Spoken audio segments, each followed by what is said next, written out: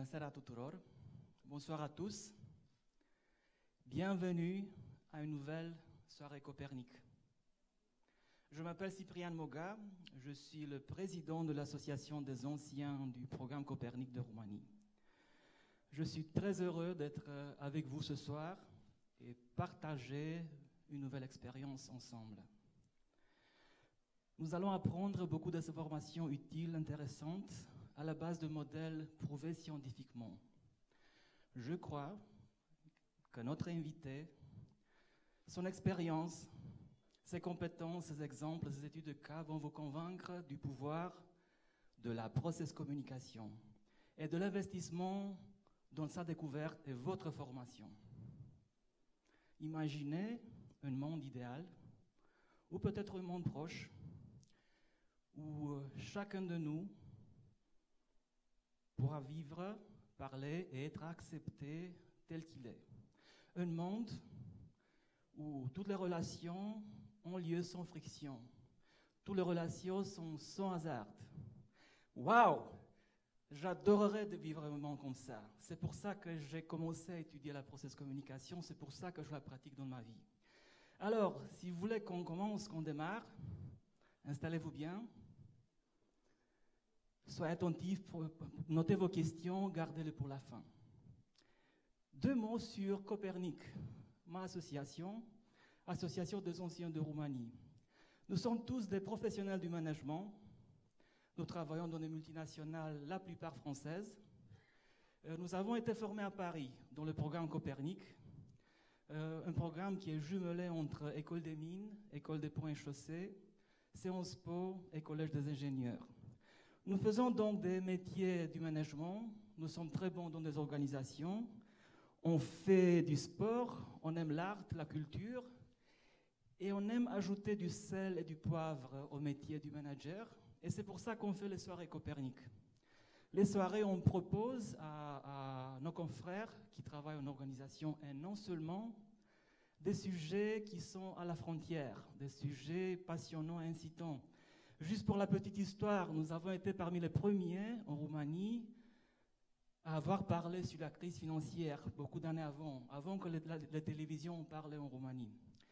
Nous avons parlé l'année passée sur une connexion intéressante entre le monde animal et le monde des organisations avec la soirée sur l'agilité des organisations. Et ce soir, je suis très content de vous présenter la process communication, non seulement un domaine de pointe qui se trouve dans beaucoup de secteurs de la vie, management bien sûr, mais aussi communication, éducation, religion, droit et encore.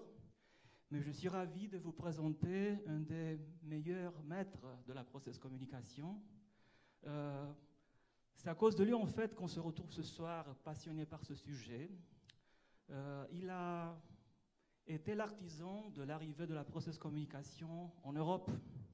Et grâce à ses efforts, il a été diffusé en Europe, aussi en Afrique et maintenant en Asie. Et grâce à lui, une réseau entière de formateurs et de coachs ont été formés à ce métier, à ce domaine. En Roumanie, nous sommes 3000 personnes ayant passé par une formation de process communication. Et il y aura encore. Donc je suis ravi de vous présenter ce soir Gérard Collignon, président du groupe Caler Communication Globale, maître formateur, master trainer Process Communication, qui va nous initier dans les secrets de la Process Communication Model. Je vous souhaite une soirée excellente. Merci d'être avec nous.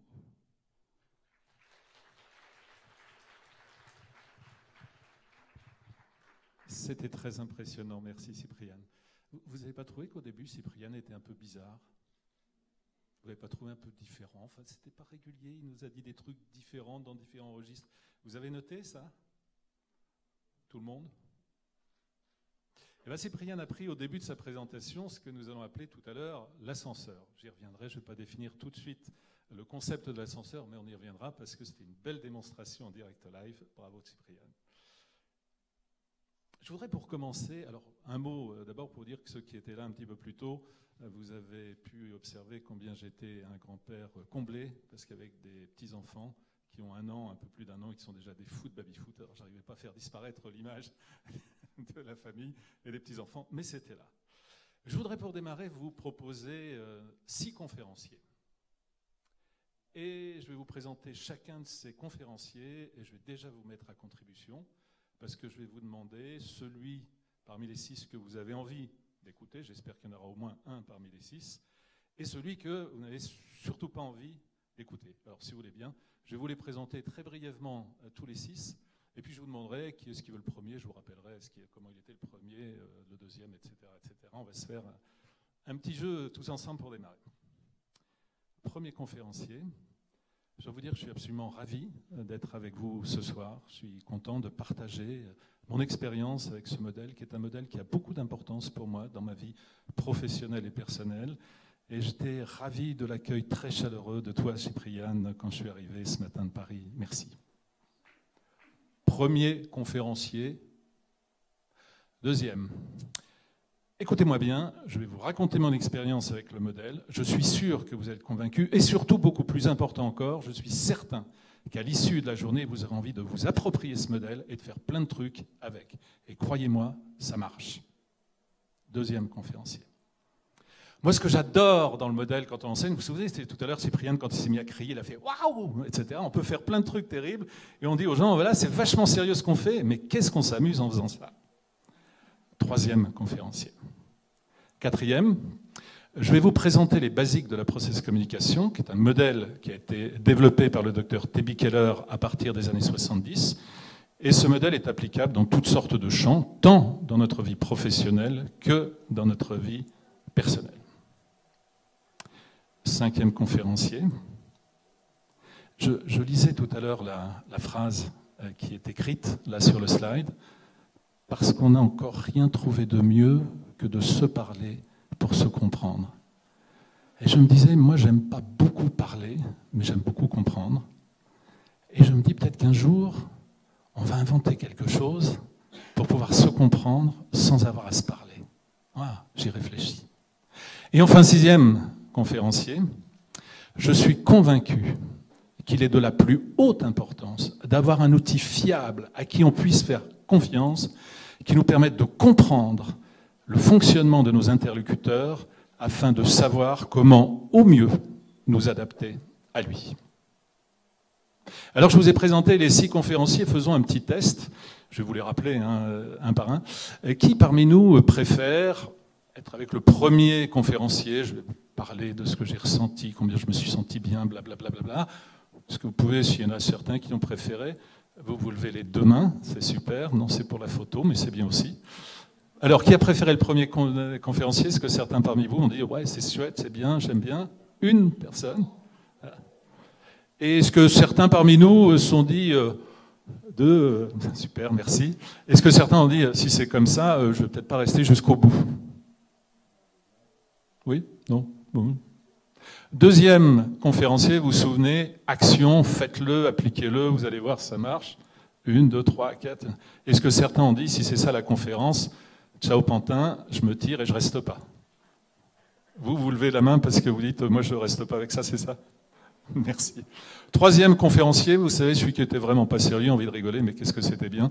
Pour tous ceux qui ont envie de rigoler, certains apprécient, aiment, ont envie d'écouter ce conférencier. Ah, sauvé, sinon j'aurais été très sérieux pendant toute la conférence. Est-ce que certains disent, si c'est ça, moi j'ai autre chose de plus important à faire et je quitte la salle?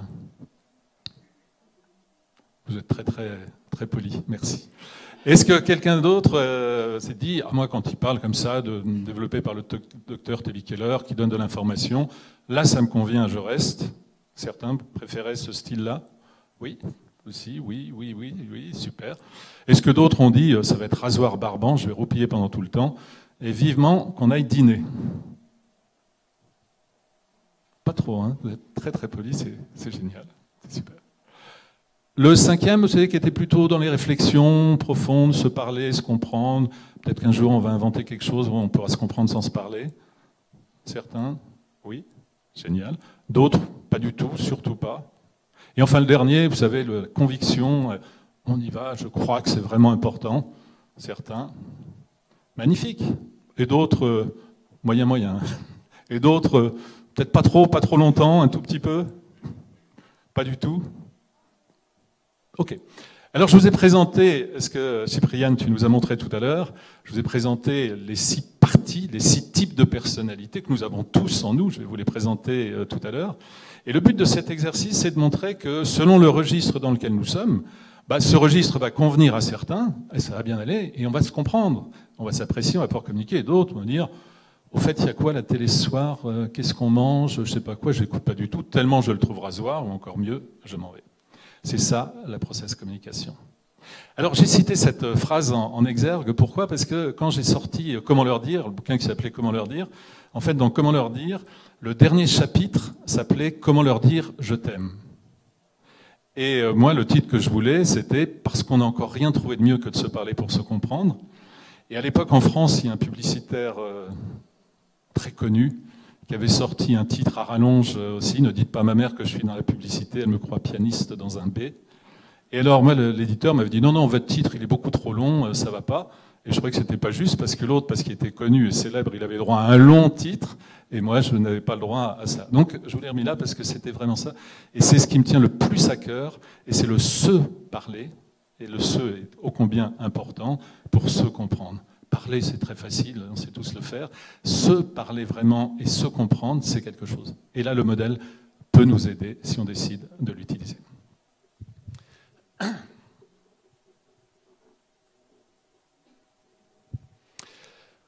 Alors, vous êtes peut-être intéressé à l'intelligence émotionnelle. Ça a été le grand courant introduit par Daniel Goleman, qui est psychologue et journaliste en même temps, qui a vulgarisé les travaux de l'intelligence émotionnelle. C'est basé sur les neurosciences, sur les recherches sur le cerveau. Et ce que tous les chercheurs en neurosciences qui sont intéressés à l'intelligence émotionnelle ont montré, c'est combien l'intelligence émotionnelle, ce qu'on appelait parfois le quotient émotionnel, a beaucoup plus d'importance pour la performance, pour le succès, pour le bonheur, pour plein de choses, que l'intelligence qu'on mesurait avec les fameux tests de Binet-Simon et autres. Et Daniel Goleman, je vais vous dire un mot de l'intelligence émotionnelle pour ceux qui ne connaîtraient pas encore cette approche. C'est ce que Goleman a montré, c'est que le premier point le plus important, c'est le célèbre « connais-toi toi-même ». Mais ce « connais-toi toi-même », nous avons rajouté aussi le « sois conscient de toi ». Je peux très bien me connaître, mais si j'ai une faible conscience, en particulier de mes émotions, cette connaissance de moi-même n'aura que peu d'impact. Donc le premier cadran en haut à gauche, c'est la connaissance et la conscience de soi. Si j'ai une faible connaissance de moi, si j'ai une faible conscience de moi, il y a bien peu de chances que j'arrive à une bonne gestion de moi, de mon énergie et aussi parfois de mon stress. Si je ne sens pas que je suis en colère, il y a toutes les chances que mon entourage me perçoive comme quelqu'un d'agressif. Et peut-être qu'à ce moment-là, je ne comprendrai pas pourquoi mes interlocuteurs réagissent de la façon dont ils réagissent. Très important, la conscience de soi pour développer une bonne gestion de soi. Ça, c'est la première partie, c'est sur soi-même, les 2 cadrans de gauche. Et les 2 cadrans de droite, c'est la connaissance et la conscience de l'autre. Très important que je connaisse mon interlocuteur et que j'ai une bonne conscience de quel est son niveau d'énergie. Et le but final de tout ça, c'est bien sûr la bonne gestion des relations. Et ce qui nous a beaucoup intéressé quand on a regardé le modèle process communication, c'est qu'il nous permet de développer la connaissance et la conscience de nous-mêmes à partir d'un outil simple qui est un inventaire de personnalité. C'est un questionnaire et on ressort son inventaire de personnalité. On dit tiens, voilà ce que je peux réaliser. Très souvent les gens disent j'ai pas vraiment appris grand-chose, mais j'ai réalisé, j'ai confirmé des choses que je savais déjà. Et puis ça nous permet aussi de nous donner des outils pour une bonne gestion de soi. Gestion de soi, c'est quoi? C'est en particulier la gestion de notre énergie, de notre motivation, la gestion de notre stress, par la satisfaction positive de nos besoins psychologiques. Tout ça nous est donné sur notre inventaire de personnalité.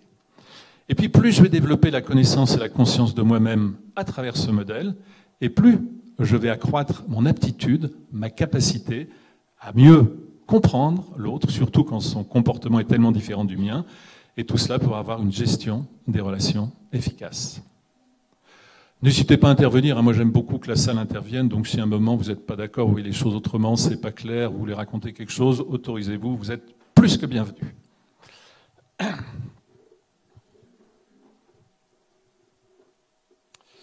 Alors, quelques mots d'histoire. Je vous l'ai dit un peu dans ma présentation. Tebi Keller, il est psychologue américain. Et Tebi Keller était analyste transactionnel au début de sa carrière. L'analyse transactionnelle, vous le savez probablement, était développée par Eric Berne. Et pour la petite histoire, Tebi Keller disait qu'il avait lu une phrase d'Eric Berne sur un bouquin sur la psychothérapie. Et Berne disait « Le clinicien qui permettra d'identifier le scénario d'un patient en une séance permettra un bond considérable dans la compréhension et l'aide des patients en difficulté psychologique. » Et pour lui, ça a été un super challenge. Il a plongé dans sa piscine, dit-il, il était à l'époque en Californie, et il a créé ce qu'il a appelé le mini-scénario. Seuls et ceux qui parmi nous ont fait de l'analyse transactionnelle, vous avez rencontré le mini-scénario, et le mini-scénario est la base du modèle. C'est en développant son mini-scénario que Tebi Keller a créé la process communication. Il a eu le prix scientifique Eric Berne, et puis le psychiatre chargé du recrutement pour la NASA s'était intéressé aux premiers travaux de Tebi Keller sur le mini-scénario. Et Terry Maguire, c'était le psychiatre qui était chargé à l'époque du recrutement des astronautes pour la NASA, avait dit à Keller, nous à la NASA, nous sommes en train de réfléchir et nous avons besoin d'être accompagnés pour pouvoir mesurer la compatibilité des individus entre eux, qui fonctionne bien avec qui et qui fonctionne moins bien, voire vraiment pas bien du tout avec qui, mesurer la compatibilité des individus entre eux. Et puis la question c'est, est-ce qu'on peut aller jusqu'à prédire les comportements qu'un individu pourrait avoir en cas de stress léger ou en cas de stress sévère. Donc c'était vraiment créer des équipages compatibles entre eux dans la sélection, et puis aussi pouvoir accompagner sur qu'est-ce que chacun aura tendance à faire en cas de stress.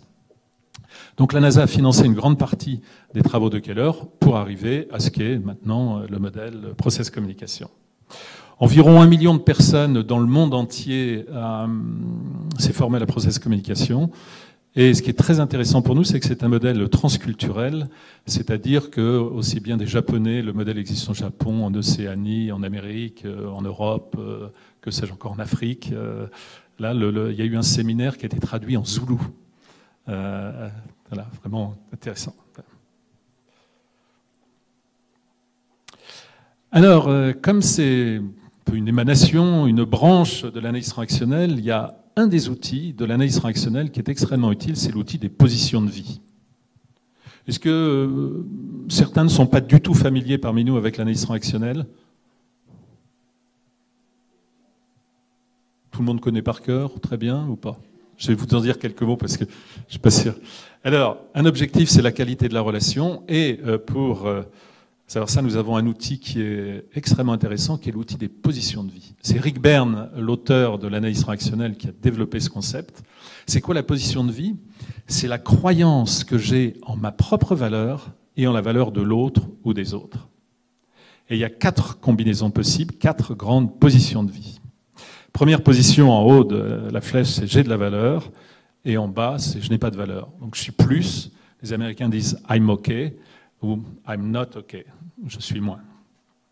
Et puis sur l'axe horizontal, c'est l'autre. Où l'autre a de la valeur, il est plus. Où l'autre n'a pas de valeur. Et là, on va voir les 4 combinaisons possibles.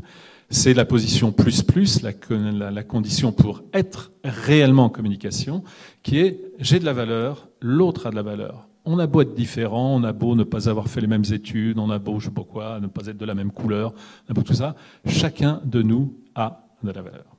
Et à ce moment-là, nous sommes en communication, et c'est la seule position dans laquelle nous sommes en communication, parce que les autres positions, ici nous avons la position plus-moins, moi j'ai de la valeur, alors que l'autre, c'est quand même pas terrible, ou l'inverse, moins-plus, moi j'ai pas de valeur, en tout cas beaucoup moins que l'autre. Ces 2 positions-là, nous sommes en mécommunication. Et enfin, la 4e position de vie, où là, ça va vraiment pas du tout, c'est la position moins-moins. Moi, je vaux rien et les autres non plus. Ce qui est très intéressant dans ce concept simple des positions de vie, c'est que notre lecture du monde dépend de la position de vie dans laquelle nous sommes à l'instant T.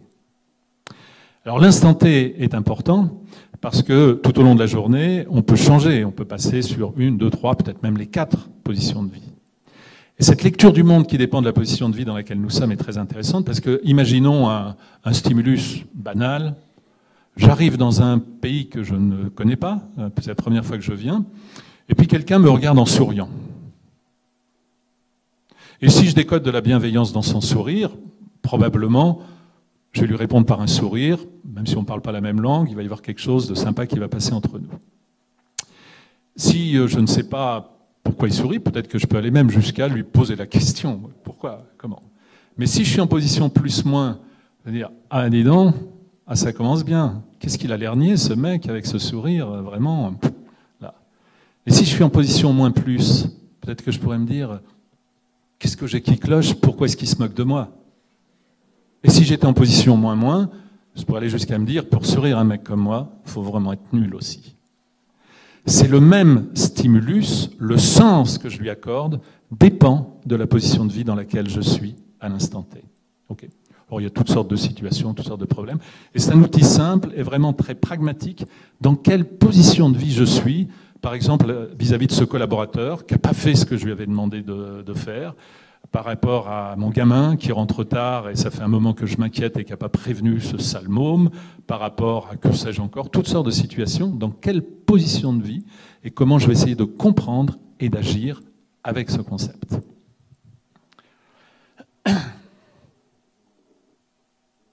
Alors, il y a deux principes, deux grands piliers sur lesquels repose ce modèle, la process communication. Le premier pilier, la façon dont nous disons les choses, que nous appelons le processus, a beaucoup plus d'importance que le contenu. Je souligne a beaucoup plus d'importance et non pas est plus important, parce que bien sûr le plus important c'est le contenu, mais que si le processus n'est pas approprié, le contenu ne passera pas. Par exemple, vous connaissez tous les exercices d'assertivité. Si je vous dis je suis très heureux d'être avec vous ce soir, est-ce que je suis crédible quand je vous dis ça? Hein? Non, pas trop? Qui a dit pas trop? Alors, en tout cas, je voulais être crédible et sincère. Par contre, si je vous dis je suis vachement heureux d'être avec vous ce soir. Et quelle heure on a déjà? Ouais, bon, d'accord. Ah, j'exagère un peu, mais effectivement, même si je vous dis ça, vous n'êtes pas dupe en disant OK. Et c'est le processus qui nous donne cette information, c'est pas le contenu, même si le contenu, c'est exactement les mêmes mots. Et deuxième pilier sur lequel repose ce modèle, vous le savez maintenant dans un process communication, nous identifions 6 grands types de personnalités et nous avons plus ou moins des caractéristiques de chacun de ces 6 types. Et ce que nous verrons tout à l'heure, c'est que tout au long de la journée, nous avons à utiliser les 6 registres, c'est les 6 animateurs, c'est les 6 registres que tu as montré, Cypriane, tout à l'heure, parce que je vous disais que nous appelons l'ascenseur. Nous avons à tous les utiliser, avec certains registres qui nous sont beaucoup plus naturels, c'est notre zone de confort, et puis d'autres registres, on rame un peu, c'est pas terrible, et parfois on n'est pas très performant. Voilà, on va y revenir. Allez, je vous présente les 6 types de personnalités, mais avant de vous présenter les 6 types de personnalités, je voudrais que vous réfléchissiez un instant, si vous êtes d'accord, à un conflit que vous avez pu avoir, ou que vous êtes en cours, que ce soit dans votre vie professionnelle ou personnelle, et puis je ne comprends pas pourquoi il réagit comme ça, pourquoi je réagis comme ça. Ça va. Aussi bien privé, perso, vous l'ayez un peu en tête et qu'à la lecture des 6 types de personnalités, ce que je vais vous présenter, en fait, vous disiez, tiens, là, je me reconnais bien dans ce type-là. Ah ouais, dans les comportements sous stress, là, c'est moi. C'est plus difficile de se voir soi dans nos comportements sous stress, parce qu'en général, on ne va pas dans des comportements sous stress. Mais l'autre, qu'est-ce qu'on le reconnaît bien? Ce sera peut-être intéressant si 2 ou 3 d'entre vous veulent donner leur témoignage à l'issue de la présentation des 6 types de personnalités. Allez, je vous les présente.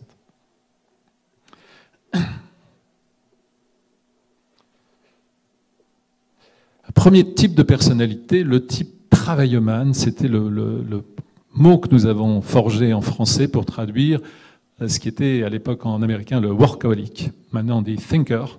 Et on ne se voyait pas bien traduire thinker en français parce que ça faisait un peu de rode. Et les caractéristiques du type travailleman, dans la population, il y a environ 25% de la population. Environ, grosso modo, on ne sait pas s'il y en a 23, 27. Et à peu près les 3/4 de la population travailleman sont des hommes et le quart sont des femmes. Prenez ces chiffres vraiment comme des grandes approximations. Dans les caractéristiques, filtre le monde au travers de la pensée et des faits. Qu'est-ce que ça veut dire? La perception pour les personnes qui ont une base travailleman, c'est quelles sont les informations.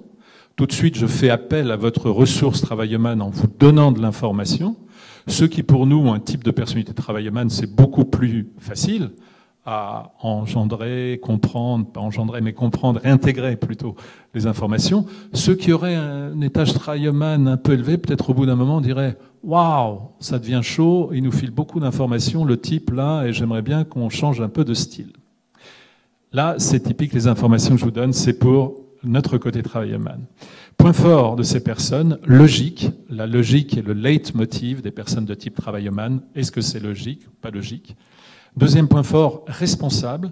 Souvent, ce sont des personnes qui ont appris très tôt dans l'enfance leur responsabilité. Et puis organisées. Ils n'aiment pas en général l'imprévu. Et si vous débarquez à l'imprévu chez quelqu'un de type travaillomane, même que vous appréciez beaucoup et qui vous apprécie beaucoup, et que vous ne l'avez pas prévenu, eh ben peut-être que vous n'allez pas être très bien reçu et vous allez sentir que vous dérangez un peu parce que c'est pas ça qu'il avait prévu. Un petit truc, pensez toujours à prévenir votre ou vos amis de type travaillomane et leur demander est-ce que je peux passer? Et si c'est juste à l'improviste comme ça, il est probable que vous aurez comme réponse c'est pas le moment, j'ai autre chose à faire. Et n'en tirez pas la conclusion que c'est parce qu'ils vous aiment pas qu'ils vous répondent ça. Non, c'est parce qu'ils avaient prévu de faire autre chose, qui est très différent. La question existentielle, la question clé pour les personnes de type travaillomane, c'est suis-je compétent? Et on verra un petit peu plus loin que le besoin psychologique du type travaillomane, c'est être reconnu pour son travail. Alors pour son travail, ça peut être aussi bien à la maison que au bureau, bien sûr. J'avais eu dans un séminaire une jeune femme qui avait reçu son inventaire de personnalité et qui éclate de rire et qui me dit « Moi, travaillomane, dès qu'il est 4h10, je rentre à la maison. » Dans l'entreprise, c'était 4h10, précise, elle rentrait. Et je dis « Ok. Et qu'est-ce que tu fais quand tu rentres à la maison ?»« Ah ben là, je fais le travail de la maison. » Voilà. Okay. Et alors, il y a plein de trucs dans les côtés. Je pense à une autre aussi, puisque très important, le travail fait, qui avait un souci avec son mari, parce qu'elle travaillait beaucoup. Et elle avait une femme de ménage, mais elle faisait le ménage avant que la femme de ménage ne vienne, parce qu'elle ne pouvait pas laisser une maison sale comme ça. Et son mari trouvait que c'était totalement incohérent de dépenser de l'argent et d'avoir fait le ménage. C'est des anecdotes un peu caricaturales, mais réelles. Voilà, c'est la logique de type travaillomane.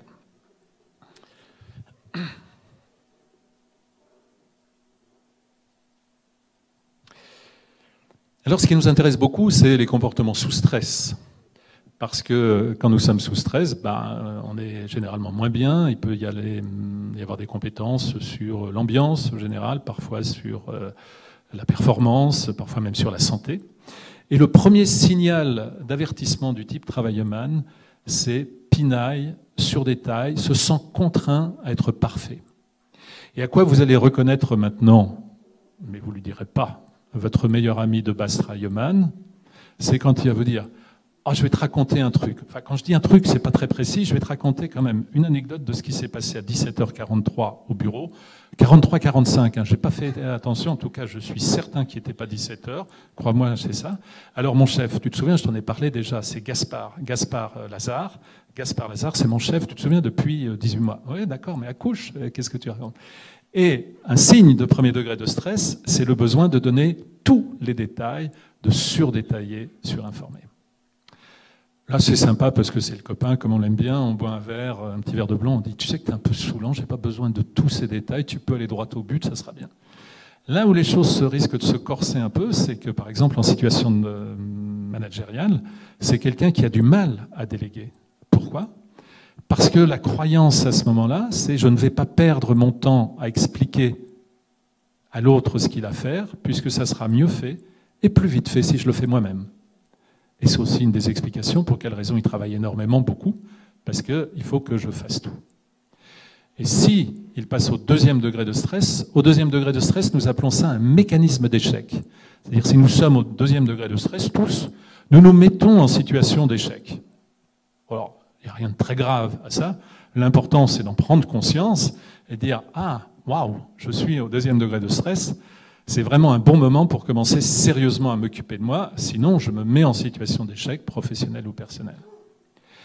Et au deuxième degré de stress, c'est le mécanisme d'échec, c'est le surcontrôle. Je vérifie tout, tout passe par moi. J'ai eu un séminaire avec un comité de direction et le président du groupe était de base travaillomane. Et il agresse, au cours du séminaire, un de ses directeurs de branche et qu'il accuse de ne pas boucler parfaitement ses dossiers. Et le directeur ne dit rien sur le coup, il était un peu confondu. Mais après déjeuner, il revient là-dessus et dit « Monsieur, je voudrais revenir sur ce que vous m'avez dit. Oui, je me reconnais comme quelqu'un qui ne boucle pas parfaitement mes dossiers. Mais ce que je voudrais que vous preniez en compte, c'est comme je sais que quoi que je mette dans mes dossiers, vous allez tout reprendre point par point, ça ne m'encourage pas à les boucler parfaitement.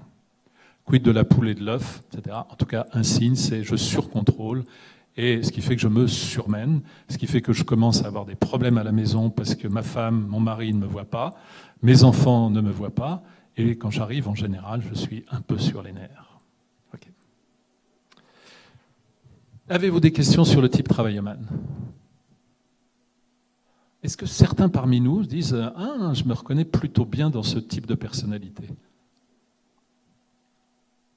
1, 2, 3, 4, 5, 6, 7, de plus en plus. Non, Cyprien, tu n'es pas obligé de pousser tout le monde n'a pas une base travaillomane, enfin. Ok. Deuxième type de personnalité, le type persévérant. Le type persévérant, les pourcentages, c'est environ 10% de la population, dont là aussi à peu près 3/4 sont des hommes. Encore une fois, prenez en gros, hein, c'est vraiment... 3/4 sont des hommes, et le quart à peu près sont des femmes. Et dans les caractéristiques, c'est le type persévérant perçoit son environnement, le monde, à travers le filtre des opinions. Ça peut être assez étonnant, parfois même déstabilisant pour nous, de discuter avec quelqu'un de base persévérant qu'on ne connaît pas, parce qu'il ne va pas y aller avec des pincettes. Il va dire simplement « mais tu te trompes complètement, c'est pas du tout ça ». Ah, sympa le mec, moi je défends mon truc, j'ai de l'expérience, je connais mon métier, c'est pas du tout ça, il est cool lui, vraiment. C'est-à-dire en fait il commence par juger. En général, peut-être pas toujours, mais en général ça vient d'une intention positive. J'apporte ma contribution, on va en dire un mot sur les besoins psychologiques, mais le processus est parfois discutable et on entend l'ado, qui est parfois un peu en rébellion, on dit de toute façon avec toi papa, il y a tout, maman, il y a toujours un truc qui va pas, c'est jamais bien, c'est jamais assez, c'est jamais suffisant. Perçoit le monde à travers le filtre de ses opinions.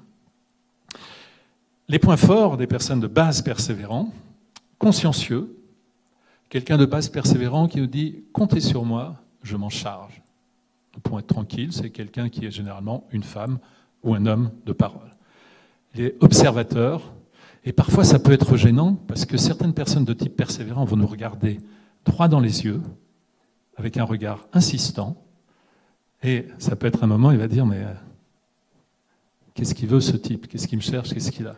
Et comme assez souvent, il va froncer les sourcils en plus. Donc, qu'est-ce qu'il y a qui ne va pas? Qu'est-ce que j'ai fait? Observateur. Un petit truc vous avez un document important à faire imprimer et vous voulez être sûr qu'il n'y a pas une coquille. Choisissez un collaborateur de base persévérant parce que, en général, s'il y a une faute qui a échappé à votre vigilance, il le verra. Très observateur. Consciencieux, observateur et dévoué ou engagé pour une cause. C'est là où on va trouver les militants de tout bord, de tout poil, aussi bien les extrémistes de tout bord et de tout poil que les gens qui luttent pour que le monde soit meilleur. Ce sont des femmes et des hommes de cause, d'engagement, point fort. Beaucoup d'hommes politiques ont une base persévérante et quand on voit ce qui se passe ici là, c'est pas toujours une preuve de vertu, mais l'inverse n'est pas vrai non plus. Comportement sous stress. À quoi nous allons reconnaître quelqu'un de type persévérant? Au premier degré de stress, se focalise sur ce qui ne va pas. Un indicateur qui ne trompe pas, c'est commence par donner du feedback négatif. À la maison, 10, 10, 10, 10, il n'y a rien à dire. 9. Pourquoi ce 9? Qu'est-ce qu'il y a qui ne va pas? Où est l'erreur? Je vois ce qui n'est pas bien, je ne vois pas ce qui est bien. Encore une fois, c'est un peu exagéré, mais pas tant que ça, finalement. Bien, l'histoire de madame de base empathique, je vais vous en parler tout à l'heure, c'est un peu plus classique, et monsieur de base persévérant. Le soir à la maison, monsieur rentre tard, préoccupé, pas mal de soucis au boulot, et il passe à table sans dire un mot à sa femme. Et il commence à manger, et madame est dans un léger désert de reconnaissance, étant un « c'est bon mon chéri, tu aimes ?» Et lui très sérieusement « tant que je ne dis rien, c'est que c'est bon. » persévérant, premier degré de stress. Deuxième degré de stress, part en croisade et cherche à imposer son point de vue. Et à ce moment-là, tous ceux qui ne sont pas avec moi sont contre moi. Il y avait un grand groupe de BTP qui est toujours d'ailleurs en France, et un des patrons d'une filiale, basse persévérant très très fort, qui me disait « Tu sais Gérard, dans ce groupe, on connaît son pouvoir au nombre de ses ennemis. » Et il en avait pas mal. Donc beaucoup de leaders politiques, religieux, syndicaux ont une base persévérante.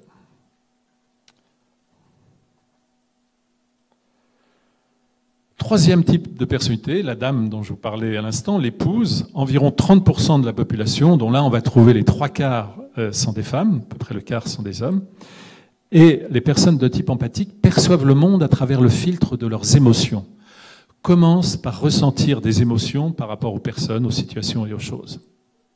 Et souvent, ce sont des personnes qui sont beaucoup dans l'intuition, mais la difficulté à laquelle ils sont confrontés, c'est que souvent, ce sont des personnes qui ont bien du mal à mettre des mots sur leur intuition. Par exemple, un RH, une RH, responsable de recrutement, de base empathique, dit « Moi, je sens qu'il ne faut pas que nous recrutions ce candidat. » Le DRH, plus pragmatique, plus de base Reimann, dit « Très bien, sur quoi vous basez-vous pour annoncer ça, pour prendre cette décision ?» Et cette malheureuse RH, de base empathique, malheureuse, j'en sais rien d'ailleurs, va lui dire « Je ne sais pas comment vous dire, mais c'est comme ça que je le ressens. » Vous riez bien, vous devant, c'est chouette. Okay. Point fort, chaleureux, compatissant, sensible. On va trouver beaucoup de personnes de type empathique dans tout ce qui sont les métiers d'aide, hein, par nature. Je vais être très motivé pour aller vers les métiers d'aide. Alors, tous les médecins, infirmiers, assistants sociaux, éducateurs, psy, que sais-je encore, les métiers de service aussi. Tout ça pourquoi ? Parce que le besoin psychologique, c'est d'être reconnu en tant que personne. C'est-à-dire se sentir apprécié pour soi. J'ai pas besoin d'être reconnu pour ma compétence, j'ai besoin de me sentir bien avec les autres et que les autres m'apprécient et m'aiment bien moi. Et puis aussi l'environnement, les besoins sensoriels sont extrêmement importants pour moi, se dire à quelqu'un de type empathique. Je me rends compte avec horreur que j'ai oublié de vous demander tout à l'heure qui est-ce qui se reconnaissait avec une base persévérante. 1, 2, 3, 4, 5, 6. Chouette, merci. Est-ce que je n'ai pas été trop sévère d'ailleurs pour vous qui avez une base persévérante en présentant le type persévérant ? Ah, non, chouette, parce que comme c'est le dernier étage, l'étage le moins développé, des fois je me dis, quand je m'écoute, est-ce que j'ai pas été un peu sévère ? Parce que il n'y a pas de jugement de valeur dans le modèle, quoi. C'est pas mieux d'être tel type ou tel autre. Merci.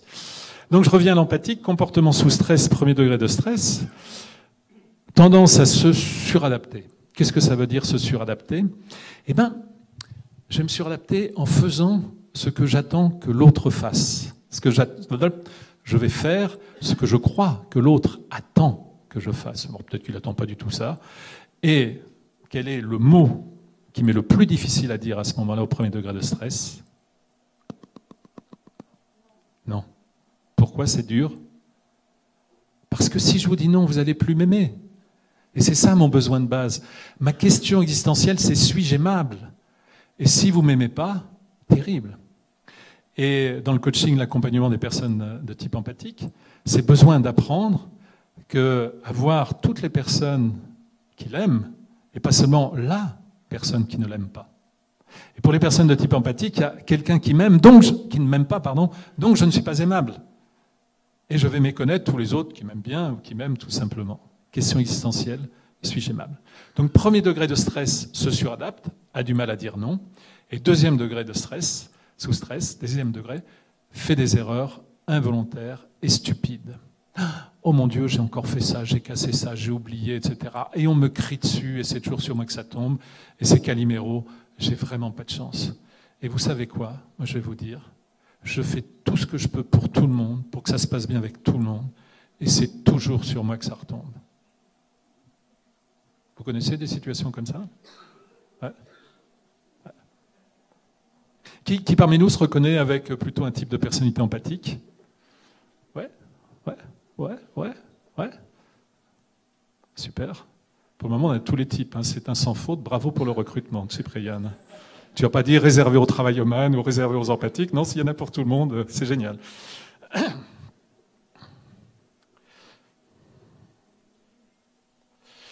Le type rêveur, dans la population, c'est environ 10% de la population. Et on estime qu'il y a à peu près 60% de femmes et 40% d'hommes. Et le point fort du type rêveur, c'est filtre le monde au travers de la visualisation de l'action. Qu'est-ce que ça veut dire? La perception du type rêveur, c'est l'imagination. L'imagine-action. Vous vous souvenez, le slogan, c'était qui? C'était Sony. Vous l'avez rêvé et Sony l'a fait, ou un truc comme ça. C'était vraiment, c'est je rêve de quelque chose et quelqu'un va le faire. La difficulté, c'est parfois, c'est que la personne peut tellement l'avoir rêvé par elle-même qu'elle n'a pas besoin de le faire, puisque le fait de l'avoir rêvé, c'est comme si cela existe. C'est notre côté visionnaire aussi, c'est-à-dire quand nous nous arrêtons pour dire où est-ce que j'ai envie de vivre plus tard, qu'est-ce que j'ai envie de faire, comment je vois mon entreprise dans 5 ans, 10 ans. Notre côté visionnaire, c'est notre côté rêveur. Point fort du type rêveur, calme. Et le calme du type rêveur est souvent un calme contagieux. Très souvent, on a des témoignages en disant, je pense on a des réunions régulières de formateurs, et les formateurs, on a tous un ego assez fort, et tout le monde aime parler de ce qu'il fait, etc. Et un de nos collègues, qui a une base rêveur, c'est très intéressant, parce que quand il prenait la parole, il parlait doucement, calmement, et cette espèce de marmite un peu en ébullition qui était tout le groupe des formateurs là, se calmait, s'apaisait, et on écoutait ce collègue. Intéressant. Calme, imaginatif et réfléchi. Ce qui est souvent une horreur pour les personnes qui ont une base rêveur, c'est quand on leur demande de participer à un brainstorming. Et c'est un stress terrible. Pourquoi? Il y a trop de bruit, il y a trop de stimulation, il y a trop d'énergie pour eux. Et eux, c'est dans le calme et la solitude qui sont les meilleurs. Donc ceux qui sont managers, vous avez un collaborateur de type rêveur, demandez-lui de réfléchir, d'imaginer, et puis de venir vous voir quand il aura trouvé. Et probablement, vous serez beaucoup plus satisfait que de vouloir le faire travailler en équipe, et surtout sous forme de brainstorming.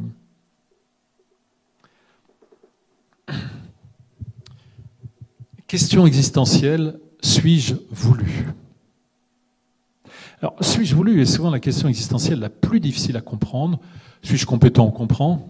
Suis-je digne de confiance? On comprend. Suis-je aimable? On comprend. Suis-je voulu? Qu'est-ce que ça veut dire?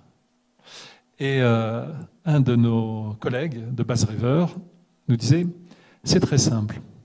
Pour moi, c'est vraiment important que mes amis, quand ils organisent une sortie, une soirée, quelque chose, m'invitent. Et si j'ai besoin d'être seul, leur besoin c'est la solitude, c'est important que je puisse le dire et dire je préfère rester seul chez moi ce soir et que ça ne pose pas de problème. Ils disent par contre, ce qui serait douloureux, c'est que j'apprenne qu'ils ont fait une sortie entre eux sans m'inviter en disant lui, de toute façon, c'est moi qui va préférer être seul, c'est pas la peine de l'inviter. C'est ça le suis-je voulu. Et imaginez quelqu'un de type empathique avec quelqu'un de type rêveur. Ça peut être un couple, mais ça peut être des collègues, ça peut être tout ça. Ma base est empathique. Vous l'aviez repéré, non? Oui, bravo. Ma base est empathique et j'avais une collègue qui était de base rêveur, je ne connaissais pas le modèle, c'est il y a très très longtemps. Et empathique, qu'est-ce qu'on fait quand on aime les gens? On a envie de passer un moment avec eux. Et donc on leur dit, tiens, si on se faisait une bouffe, je t'invite au resto, et on va se faire une bouffe.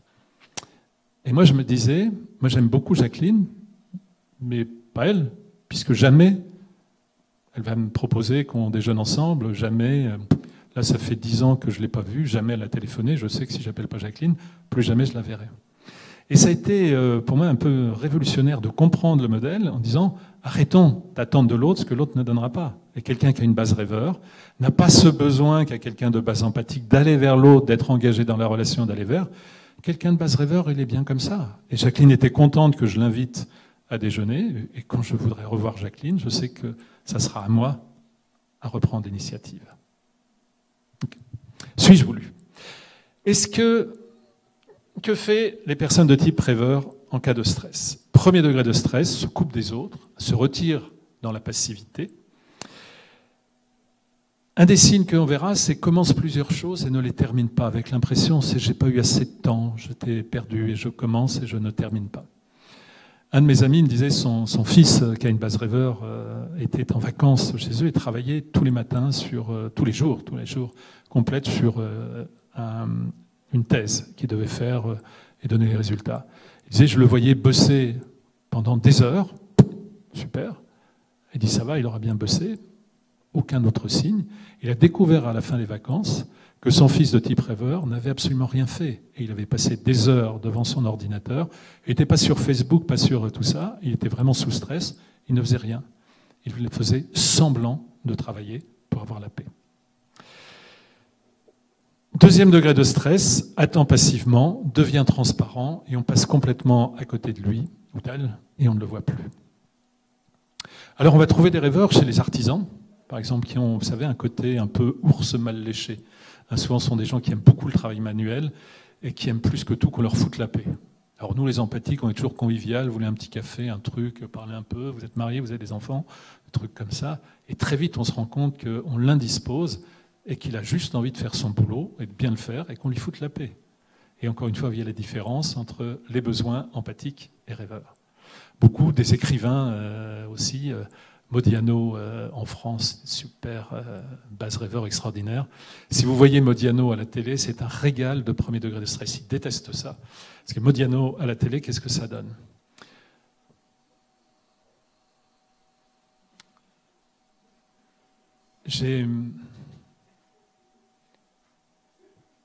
Quand j'ai voulu écrire, quand j'ai voulu, alors le journaliste au bout d'un moment, parce qu'il filmait, il s'impatiente, il dit « Votre livre ?» « Oui, mon livre, justement, c'est magnifique. » Alors j'ai beaucoup utilisé cette séquence en séminaire. Moi, je trouvais très poétique, magnifique. Mon père avait une base rêveur, donc toujours très, très ému, et je trouve ça beau. Et mes stagiaires de Bas Reimann et Persévérance s'agitaient en disant bon, qui la couche, qu'est-ce que c'est, on perd son temps, etc.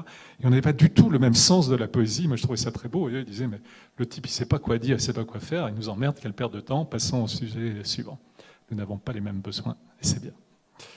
Qui parmi nous se reconnaît avec une base rêveur ? Ouais. Chouette, super. Merci. Cinquième type de personnalité, le type promoteur. Dans la population, environ 5% de la population, c'est le type de personnalité qu'on va trouver le moins fréquemment, dont à peu près 60% d'hommes, 40% de femmes.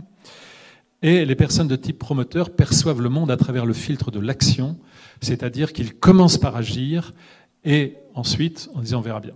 Et dans les équipes, quand dans une équipe, vous avez deux personnes qui travaillent proches ensemble, l'un a une base promoteur, l'autre a une base Reimann, vous pouvez déjà prédire qu'il va y avoir des problèmes.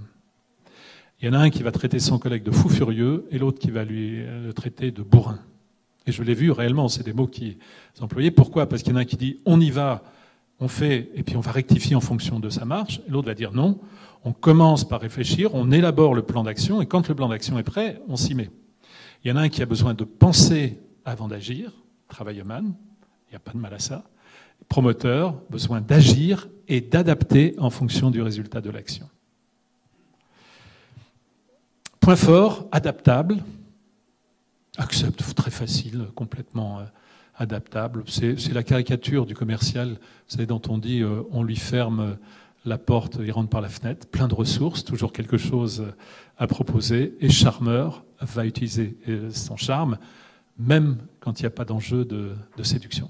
C'est la raison pour laquelle on va trouver beaucoup ce profil-là dans les profils entrepreneurs et dans les profils commerciaux. La question existentielle, c'est suis-je vivant ? Et ça veut dire que suis-je vivant ? C'est j'ai besoin que ce soit fort et intense pour être sûr que je suis vivant. J'avais eu un dîner de chef d'entreprise à APM et mon voisin de droite était très probablement de base promoteur. Et il parlait avec enthousiasme de tout ce qu'il a fait en décrivant ses plus belles... Il parlait surtout des antennes paraboliques qu'il avait installées partout. Enfin, il racontait avec beaucoup d'énergie. Et dès qu'on faisait un peu le tour de table, pouf, il s'éteignait. Littéralement, il s'éteignait. Il était fatigué, il se mettait à bâiller. Quand à nouveau, c'était lui la parole, waouh, il repartait, etc. Et ce sont des personnes qui ont besoin de beaucoup de stimulation. Hier ou avant-hier, je lisais un article assez effarant. Il y a un type qui veut sauter sans parachute de 7600 mètres de haut, 7600 mètres sans parachute, et il veut tester une espèce de filet qui est censé le récupérer juste avant qu'il aille se scratcher, etc. Et je me dis, si ça, c'est pas du besoin d'excitation au plus haut niveau du type promoteur, je ne sais pas ce que c'est. C'est très très fort. Besoin d'excitation. Comportement sous stress, au premier degré de stress, ne supporte pas les gens dépendants. Ne supporte pas au sens de les aider, de les soutenir, de les accompagner quand ils ont besoin. Et en disant, t'es assez grand, débrouille-toi tout seul, t'es bon, débrouille-toi. Et on va voir aussi, c'est prône le débrouillez-vous tout seul. Et avec parfois le côté, attends mec, regarde-moi. Moi je me suis fait tout seul, j'ai eu besoin de personne pour arriver là où j'en suis aujourd'hui. Alors compte pas sur moi pour être la nounou, l'assistante sociale, etc. Ok ? Allez. Deuxième degré de stress, manipule et prend des risques dangereux. Les risques dangereux, c'est l'anecdote que je vous racontais, que j'ai lue sur le journal hier ou avant-hier avec ce mec de 7600 mètres. Mais prend des risques dangereux pour sa santé, sa sécurité, ses affaires, c'est vraiment poussé à l'extrême. Et l'importance de la question existentielle, c'est pour dire oui à la question « suis-je vivant ?», j'ai vraiment besoin que ce soit extrêmement fort, intense et que je joue avec la limite. Qui parmi nous se reconnaît avec une base promoteur ? Ouais, ouais, ouais, ouais, ouais. Merci à vous. Et enfin, je crois que nous sommes le 6e type de personnalité, c'est le type rebelle. Alors rebelle, le nom est parfois un peu contesté, en disant c'est un peu lourd, rebelle, ça semble indiquer qu'on est toujours des révolutionnaires. Non, non, pas du tout.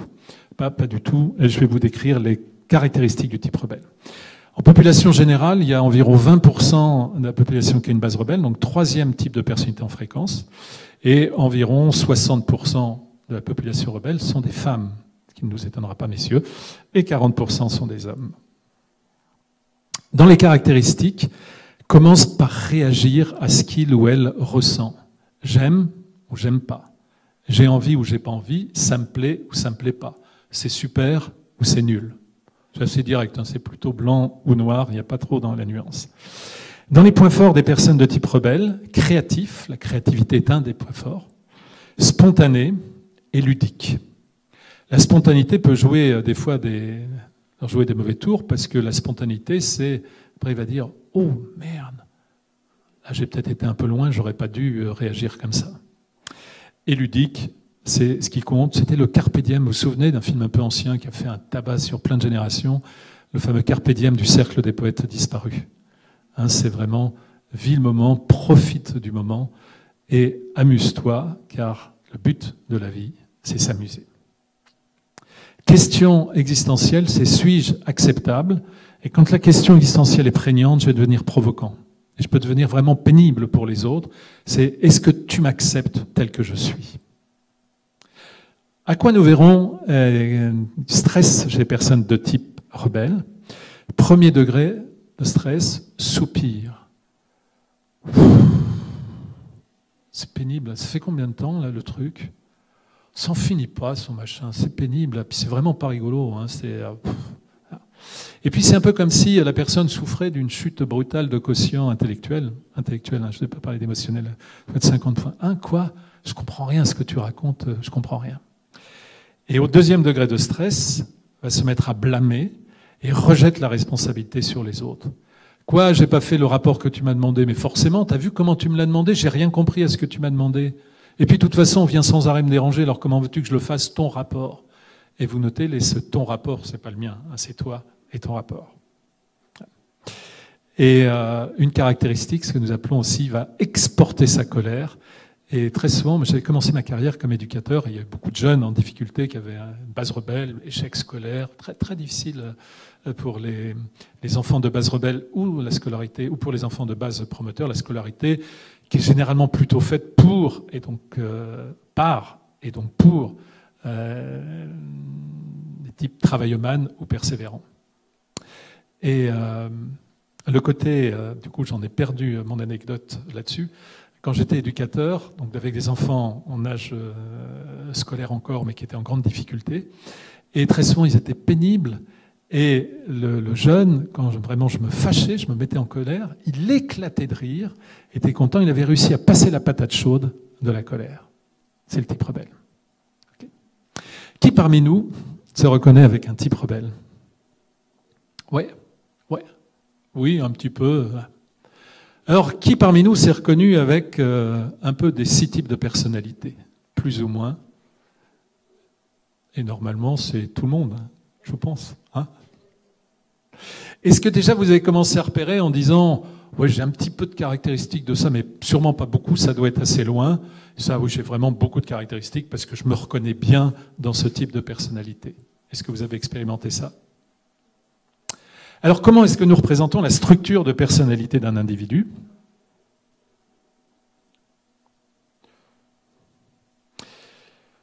Eh bien, vous voyez ici, nous avons un immeuble, on appelle un immeuble, c'est un pavillon, c'est ce que vous voulez, avec les 6 types de personnalités. En bas, la base, ici c'est base persévérant, vous vous souvenez qu'on peut avoir une des 6 bases, forcément une des 6 bases tous, que c'est ni bien ni mal, qu'il n'y a pas de jugement de valeur. Et puis vous voyez, juste au-dessus c'est travailleman, et apparaît phase actuelle. Alors qu'est-ce que c'est que ce concept de phase? Et de mon point de vue, le concept de phase, c'est la découverte la plus importante de T.B. Keller pour expliquer, comprendre nos changements spontanés et durables.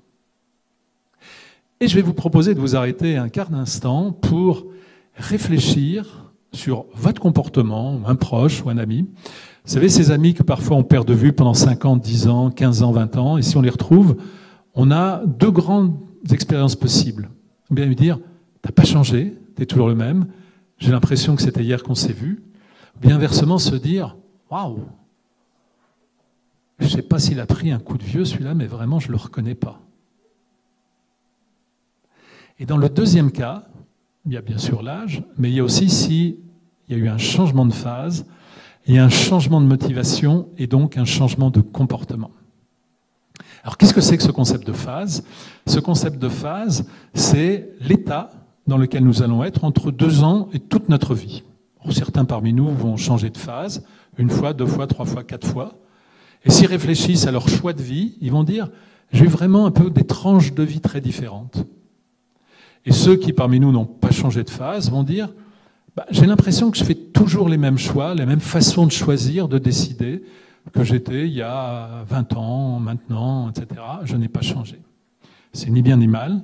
Simplement, ce phénomène de changement de phase et de permettre de comprendre que s'il y a un changement de phase, il y a toujours un changement de motivation. Alors, en termes de communication, ce qui nous intéresse, c'est de savoir que nous entendons avec la base. C'est pour ça, vous vous souvenez du conférencier. Ceux qui ont choisi le conférencier, en général, correspondent à la base, puisque nous préférons entendre le langage de notre base. Et ceux qui ne voulaient surtout pas de ce conférencier-là, en général, c'est un conférencier qui est plutôt loin dans les étages, les 5e ou 6e étages. Et comme nous y avons assez peu d'énergie, très souvent, c'est difficile pour nous de nous maintenir longtemps dans cette énergie-là. Donc la base, nous entendons avec la base. La phase actuelle, c'est la motivation est dans la phase.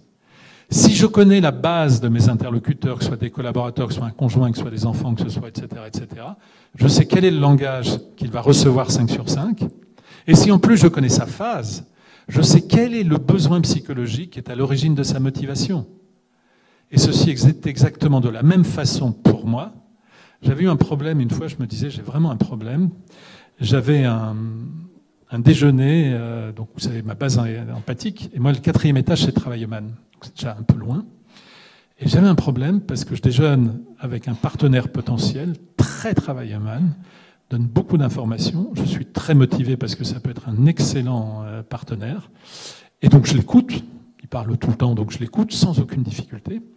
Et je m'aperçois que, au bout d'un moment, je commence un peu à ramer. C'est plus difficile de maintenir mon attention et de suivre ça.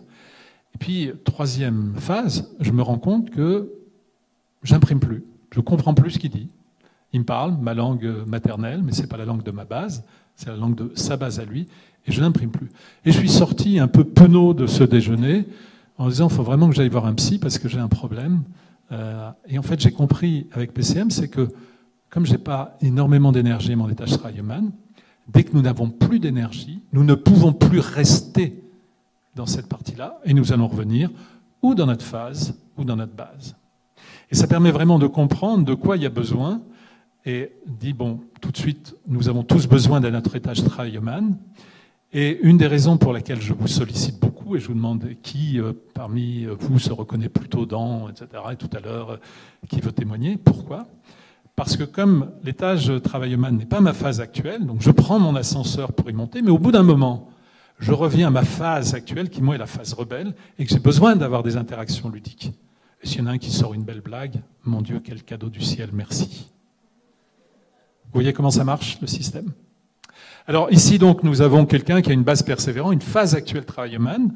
Donc nous savons que nous allons communiquer avec lui en visant ses opinions. Nous allons communiquer dans ce qu'on appelle le canal de communication interrogatif, informatif, mais que nous allons veiller à ce que son besoin de structuration du temps et d'être reconnu pour son travail soit satisfait positivement. Nous savons que si on commence à le voir pinailler, surdétailler, il est dans le premier degré de stress de sa phase. Que s'il se met à vérifier, à tout contrôler, il est dans le deuxième degré de stress, oulala, et on sait qu'à ce moment-là, on va penser besoin psychologique. On sait que s'il voit pointer avec tout ce qu'on a fait, pointer ce qui manque, qui est au premier degré de stress de la base, et que s'il nous coupe la parole, il nous interrompt pour essayer de nous imposer son point de vue, on sait qu'il est au deuxième degré de la base. Donc on a déjà beaucoup d'informations simplement sur l'observation du comportement de notre interlocuteur. Et puis si on revient sur cette on voit après c'est empathique, rebelle, promoteur et rêveur, c'est-à-dire que si nous-mêmes avons une base rêveur et par exemple une phase promoteur ou l'autre, très probablement ça va nous demander beaucoup d'énergie pour communiquer. Parce que surtout si on a des pyramides inversées, ça sera exactement le contraire. Le côté positif, c'est que ça va être très complémentaire et c'est super. Le côté négatif, c'est que ça va demander beaucoup d'énergie. Il va dire « Waouh, quand j'ai fini une réunion avec lui ou avec elle, je suis content du résultat. Mais bon Dieu, j'ai besoin de souffler après ça. » Ok ? Est-ce que vous avez des questions sur la structure de personnalité ? Super, je pense que j'ai été très complet et c'est magnifique. Est-ce que j'ai encore d'autres choses à vous raconter ?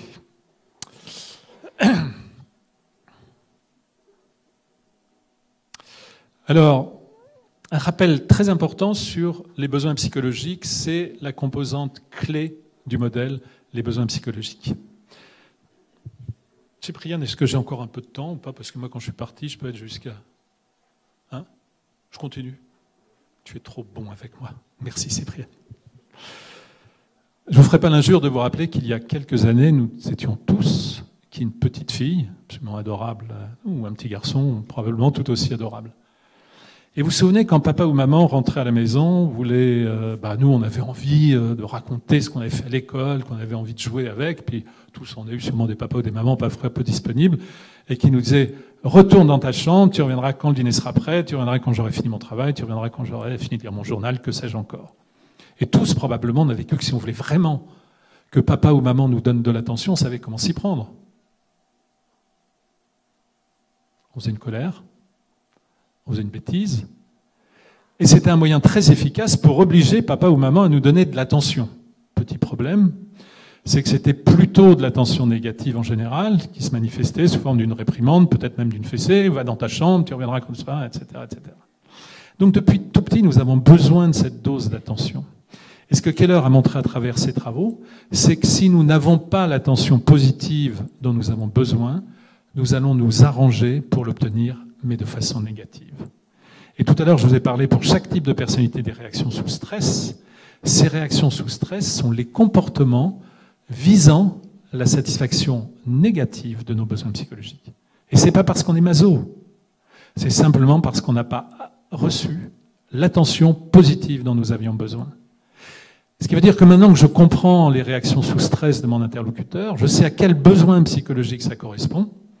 Plutôt que de lui dire qu'elle casse pied, ce garçon, qu'elle enquiquineuse cette fille, etc., je vais dire, tiens, quand il fait ça, ça correspond à tel besoin psychologique. Et dans le fond, si j'y répondais positivement, ça serait sûrement encore meilleur, plutôt que de l'envoyer balader. Alors là, sur le tableau, vous avez un rappel, donc pour le type travailleman, reconnaissance du travail. Donc j'ai besoin qu'on reconnaisse ce que je fais, surtout que souvent je travaille beaucoup, je m'implique à fond dans mon boulot.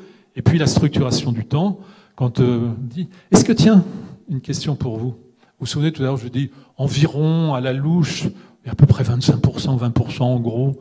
Est-ce que certains ont été un peu dérangés par ce en gros, environ à la louche, et qui auraient dit, quand même, le mec, il pourrait être au moins précis, il nous fait une conférence.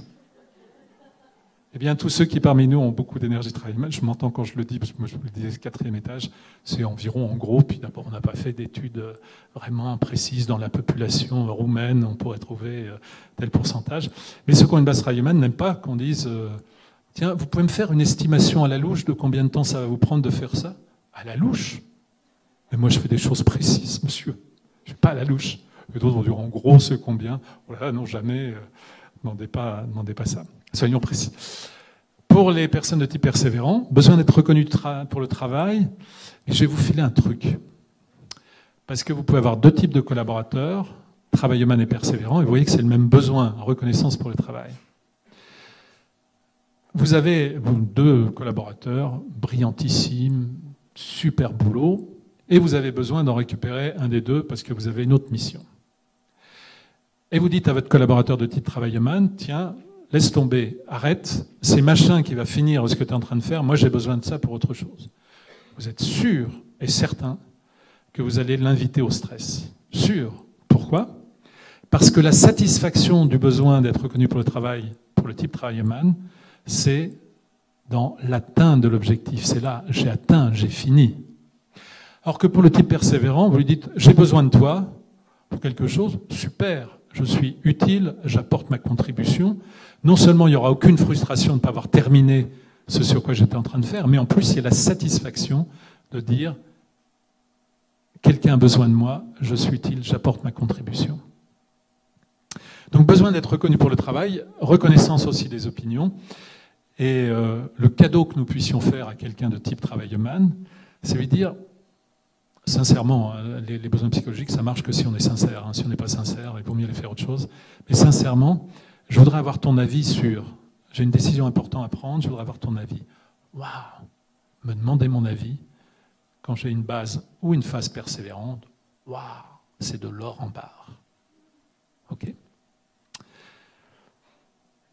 Pour les personnes de type empathique, je vous l'ai dit, je ne sais pas pourquoi si c'était ma base ou pas, mais je me suis arrêté un peu plus longuement. Besoin d'être reconnu en tant que personne et besoin sensoriel, la satisfaction, se sentir bien dans son environnement, être dans un environnement nourricier et chaleureux, très important.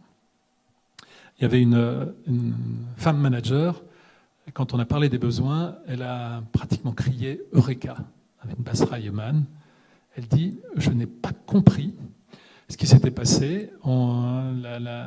L'équipe s'est développée très vite, on a dû recruter et on a réaménagé complètement les bureaux. » Et Agathe, qui était super avec nous tous, super extraordinaire, elle s'est retrouvée dans un bureau au fond du couloir seule.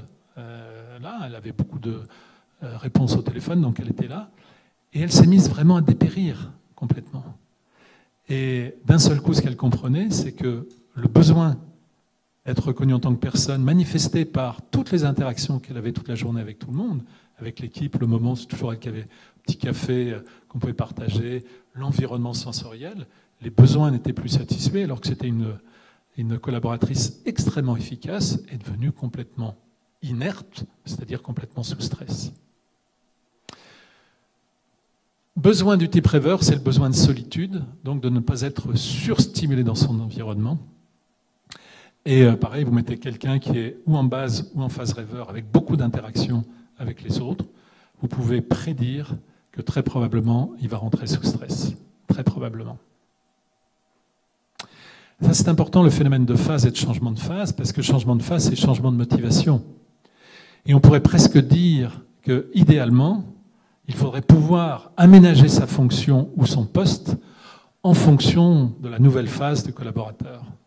Changement de phase, changement de besoin psychologique, changement de motivation, et donc incidence sur la performance. Pour le type promoteur, c'est le besoin d'excitation. Je trouve que j'y suis suffisamment revenus en disant il faut qu'il se passe quelque chose. C'était autrefois les Galeries Lafayette. À Paris, il y avait un slogan il y a très très longtemps, c'était « Il se passe tous les jours quelque chose aux Galeries Lafayette ». Vous aviez entendu ce slogan? C'est vraiment un slogan pur promoteur. Il se passe tous les jours quelque chose aux Galeries Lafayette. Et puis Rebelle Contact, c'est donc avoir des interactions ludiques.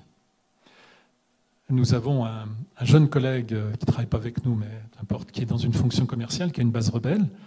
Et donc, c'est pas évident pour lui, parce que c'est difficile, il doit arracher des rendez-vous pour faire signer des contrats. Et c'est difficile au niveau Rebelle. Et régulièrement, il a des problèmes parce qu'il va emmerder ses collègues. À un moment, il va déranger. Et il a des collègues de type travaillomane ou persévérant qui aiment bien être peinards pour faire ce qu'ils ont à faire. Et t'as mon Fabien qui vient les voir. Alors, sur quoi tu bosses? Fais voir, viens. Ah bon, viens, on va aller boire un café, on va se marrer.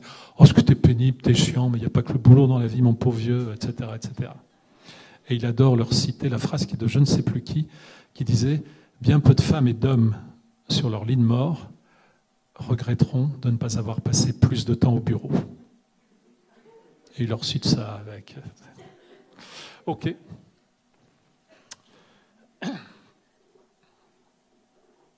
Je crois que j'en ai terminé avec ma partie théorique. Alors, un mot. Donc, vous avez vu l'ascenseur que Cypriane et moi-même, nous avons fait en vous présentant les différents registres que nous avions. Et encore un mot pour vous dire que tout au long de la journée, je vous le disais, nous avons à utiliser tous les registres. C'est-à-dire, par exemple, si je planifie mes vacances, si je fais la liste des courses, si j'étudie mon budget, si je compare le meilleur rapport qualité-prix, si je fais un rapport structuré, etc., j'utilise les ressources de mon étage travaillomane. Mais je suis dans mon étage persévérant quand, pour ceux qui parmi nous sont parents, me disent, pour moi, ce qui est important, c'est de transmettre mes valeurs à mes enfants. C'est notre droit à nous indigner, à militer, quelles que soient nos convictions. C'est notre étage persévérant. C'est aussi l'étage dans lequel on va s'accrocher. Vous savez, toutes les bonnes décisions qu'on prend, par exemple, après les vacances, c'est décider, je fais un régime. C'est décider, je me mets au sport. C'est décider, j'apprends l'anglais, je sais pas quoi, en fait, etc., etc. Et c'est notre côté persévérant qui dit, je l'ai dit, je le fais. Parce qu'on a des tas d'autres choses à faire, c'est le sport, non, je le ferai la semaine prochaine, mon cours d'anglais, tant pis, ça sera pour une autre fois. Le persévérant t'a dit que tu fais, et c'est le côté persévérant. Notre côté empathique, c'est quand, par exemple, nous allons percevoir l'ambiance émotionnelle de mon équipe. Je rentre à la maison, c'est quoi le climat émotionnel? Tout de suite, je perçois s'il se passe quelque chose, comment ça se passe. Et je perçois si ce que je fais, ce que je dis, passe bien, même si personne ne réagit, ou si je suis complètement aveugle.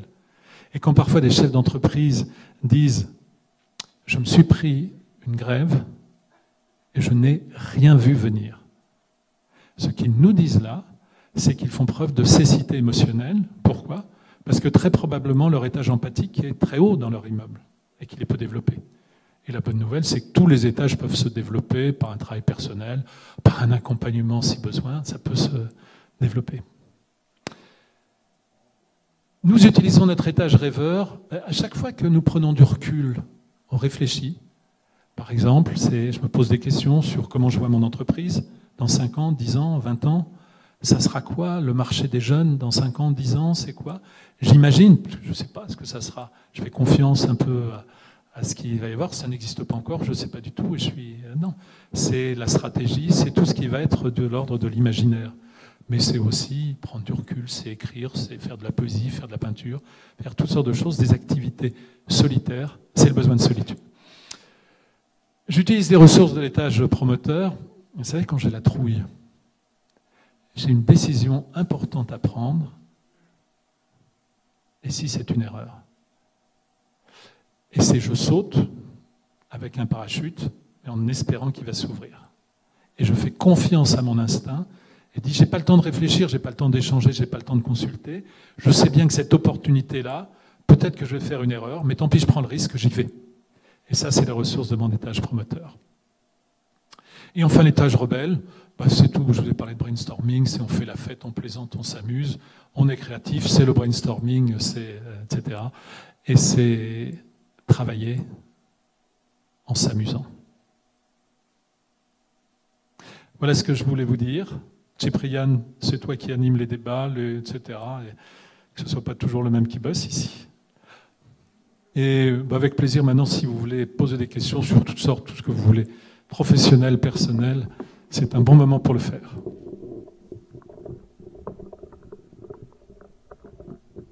Est-ce qu'on fait passer le micro? Est-ce que l'une d'entre vous veut bien faire passer le micro pour celui ou celle? Merci.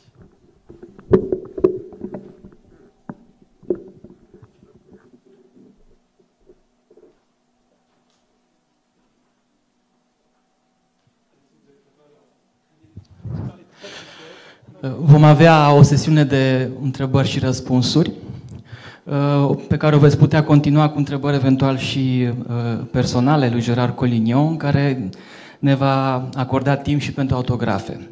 Dar haideți să luăm întrebări acum din sală.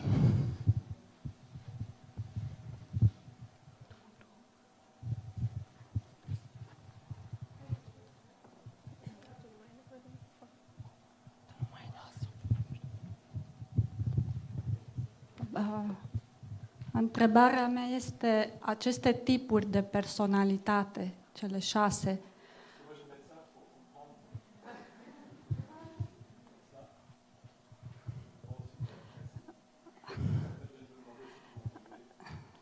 deci, cele 6 tipuri de personalitate se pot, adică mă pot educa să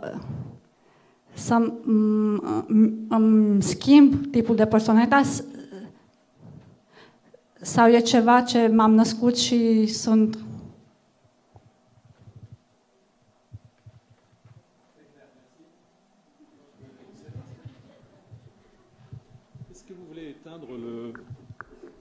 Est-ce que vous m'entendez là? Alors, diantre, pourquoi vouloir changer son type de personnalité? Surtout pas. Nous sommes qui nous sommes et c'est merveilleux. Si nous rencontrons des difficultés, par exemple, je me rends compte que je ne suis pas assez structuré, je me rends compte que j'ai du mal à être proche, je me rends compte que je ne sais pas défendre mon point de vue, et peut-être que ça peut être une difficulté. À ce moment-là, je peux acquérir mes compétences, mais surtout pas vouloir me changer. J'avais eu un manager, il était basse persévérant, fast radioman, il fait des séminaires en 2 fois 2 jours. Et on arrive le 3e jour et on fait un tour de table, et il est un peu morose. Et il me dit, moi j'ai une question à poser, est-ce qu'on peut s'empêcher de changer de phase?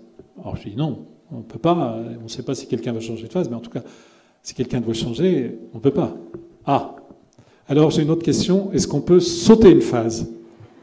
Ben non, parce que c'est la structure de personnalité, notre structure, donc si on change de phase, c'est très probablement dans la phase suivante. Je dis, mais pourquoi tu nous poses la question? Il dit, parce qu'après mon prochain étage c'est empathique, je ne veux surtout pas être en phase empathique. Et pour lui, c'était comme si sa virilité allait souffrir s'il passait en phase empathique. Et bien sûr, le groupe s'est empressé pendant les 2 jours suivants de dire oh, « Mais qu'est-ce que tu es empathique là? Mais qu'est-ce que tu es empathique ?» Voilà. Donc c'est vraiment, non pas dire on ne va pas changer notre structure de personnalité, hein, comme on ne change pas notre couleur de peau, d'yeux, de cheveux, etc. Mais que, bien sûr, on peut développer des compétences. Un très beau cadeau que me faisaient mes stagiaires, c'est quand je leur demandais, après la présentation, quel est selon vous mon type de personnalité? Alors quand ils me disaient travaillomane, waouh, je disais super, c'est vraiment un cadeau parce que ça me montre que j'ai développé mon côté travaillomane qui était très peu développé. Est-ce que j'ai répondu à votre question? J'ai peut-être parlé vite pour la traductrice. Merci à vous. Bonsoir. Bonsoir. Hello, I'm here. Comment on peut différencier la base de la phase? Vous avez entendu, j'ai dit waouh. Alors, c'est vraiment en parlant avec la personne. C'est-à-dire, ce que nous pouvons identifier très vite, c'est dans quel registre est la personne. Vous me voyez tout de suite, vous me dites, tiens Gérard, et à son étage travaillomane. Vous le savez, pourquoi? Parce que vous me posez une question, je vous réponds en donnant de l'information. Et si vous me dites Gérard a une base travaillomane, ben non, vous allez faire une erreur, maintenant vous savez que ça ne l'est pas. Donc c'est vraiment dans l'échange. Mais ce qui compte, c'est de voir, est-ce que la communication passe? Est-ce que nous nous parlons pour nous comprendre? Et si nous sommes, vous et moi, dans le registre travaillomane, nous nous comprenons, même si ce n'est pas votre base et si ce n'est pas la mienne. Donc c'est très subtil de dire quelle est la base, quelle est la phase, parce que en théorie, on va dire la perception que je montre le plus, c'est celle de ma base, mais c'est très théorique. Est-ce que je vous ai parlé beaucoup de mes émotions pendant 7h, 7h30. Non, je vais donner beaucoup d'informations parce que c'était mon rôle. Vous voyez ? Et est-ce que j'ai beaucoup plaisanté alors que ma phase est rebelle ? Ben non, parce que c'est pas la peine d'en faire trop. C'est pas l'envie qui m'en manquait. Vous voyez ? Donc ce qui est difficile, mais plutôt ce que nous allons nous focaliser, c'est est-ce que nous sommes en phase, au sens courant du terme ? Ça veut dire que, est-ce que nous sommes sur le même canal de communication ? Est-ce que nous nous comprenons ? Est-ce que nous sommes efficaces si nous travaillons ensemble ? Est-ce que nous sommes dans une relation d'intimité si on est proche, etc., etc. Est-ce que je réponds à votre question ? Oui, merci. Vous avez dit un peu à la fin ? J'ai dit oui, merci. Ah, merci, pardon. Ok. Bon, merci, je te suis. Oui ? Bonsoir. Bonsoir. J'ai une question concernant le premier principe que vous avez mentionné tout au début de votre présentation, qui comporte ce qu'on dit en roumain, ce qu'on appelle la diplomatie ou comment poser le problème. On a une belle expression de dire ça, c'est-à-dire comment transmettre bien une chose qu'on veut dire. Est-ce que vous ne pensez pas que des fois on risque à être hypocrite quand on veut transmettre un message, c'est-à-dire qu'on quand on ne connaît pas, par exemple, le type de personnalité de la personne, et comment on peut faire en sorte pour éviter tout ça ? La réponse est dans la position de vie. C'est-à-dire, si vous revenez au début en disant la conscience de moi-même, c'est est-ce que je suis en position plus ? Et quand on me dit ton truc c'est pour manipuler, je dis non, mon truc n'est pas pour manipuler. D'abord, c'est pas mon truc, c'est pas pour manipuler, c'est pour communiquer. Si je parle roumain et que je vous parle roumain, est-ce que c'est pour vous manipuler ? Non, c'est pour vous rencontrer. Maintenant, si je suis en position plus-moins, en disant je vais leur parler roumain, ça va leur en mettre plein la vue à tous, et puis je suis sûr qu'ils vont tous s'inscrire au séminaire de Ciprian, et puis il va me donner 50%, même plus de son séminaire, ce serait de la manipulation. Si je suis en position plus-plus, je suis authentique, je suis sincère, je suis vrai, et c'est là où il y a le plus d'efficacité, de satisfaction, de plaisir dans la relation. Aussi bien professionnel que personnel. Donc quelqu'un qui est hypocrite, il est dans le plus-moins, le pauvre. Il y a tellement mieux à faire que d'être hypocrite.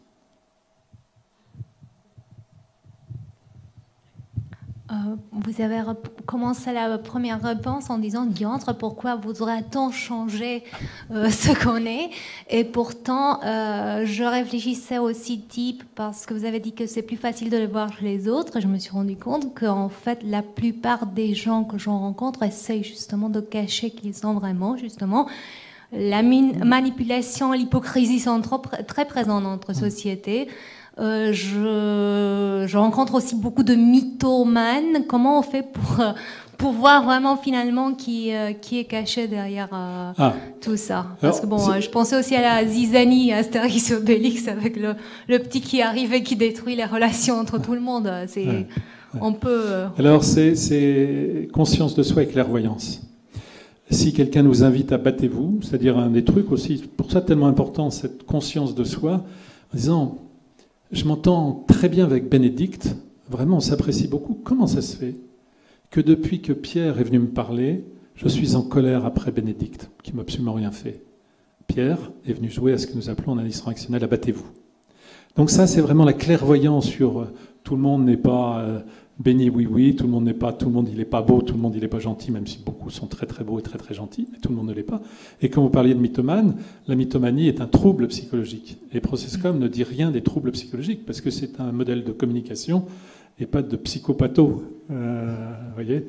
Donc le mytho, le pervers narcissique, puisque c'est très à la mode en France, je ne sais pas si ça l'est aussi, etc. C'est le modèle ne nous dit rien, parce qu'il n'a pas de réponse à ça. Ok.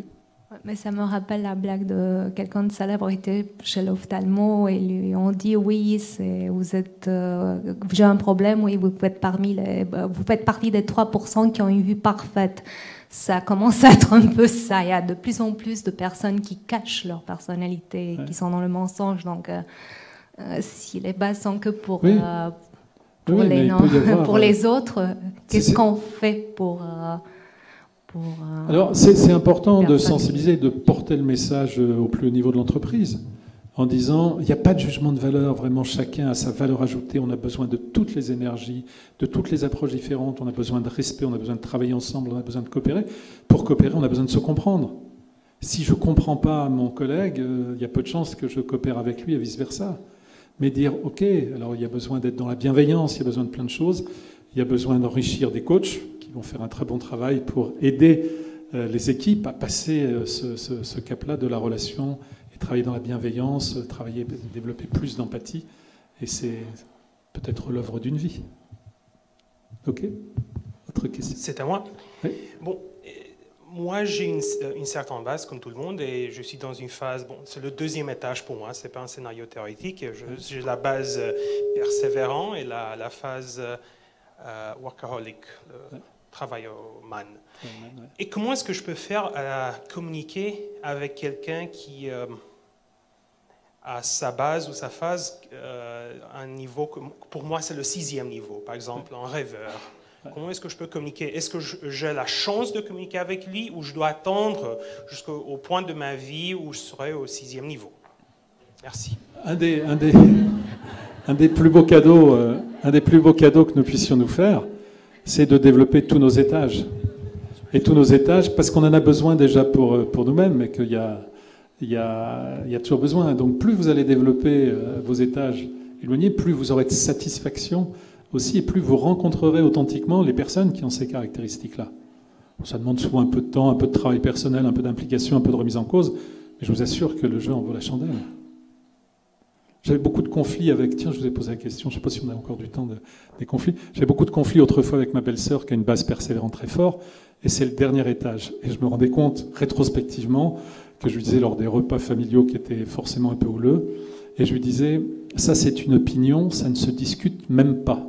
Et dans le même pas, il y avait du mépris, je me entends encore le dire, et voilà, et je ne savais pas interagir avec. Et on part en vacances régulièrement 15 jours ensemble.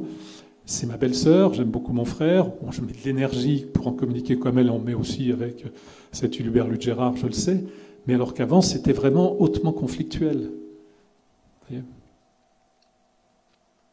OK. Bonsoir.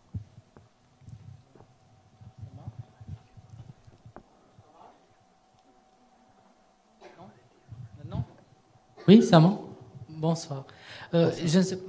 Excusez-moi, je n'étais pas ici au commencement de votre présentation. Je ne sais pas si ma question est relevante, mais j'aimerais vous demander si vous avez un système d'évaluer, de quantifier l'efficacité d'une organisation. Après, ce système est implémenté, après les individus commencent à se reconnaître et à appliquer des stratégies au rapport à leurs collègues. Vous avez des exemples, organisations, entreprises ou instituts, familles ou...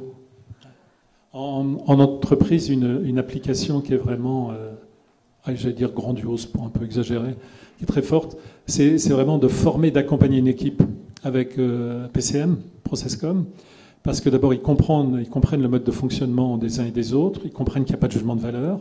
Il y a vraiment, Processcom amène la lumière et du coup ça renforce beaucoup la performance de l'équipe. Alors vous dire qu'on n'a pas fait, pas à ma connaissance, en tout cas en France on n'a pas fait, je ne sais pas si Cipriane vous l'avez fait ici en Roumanie ou dans d'autres entreprises, de mesurer un peu l'efficacité de la communication dans les équipes, mais ce que dans une entreprise, une organisation.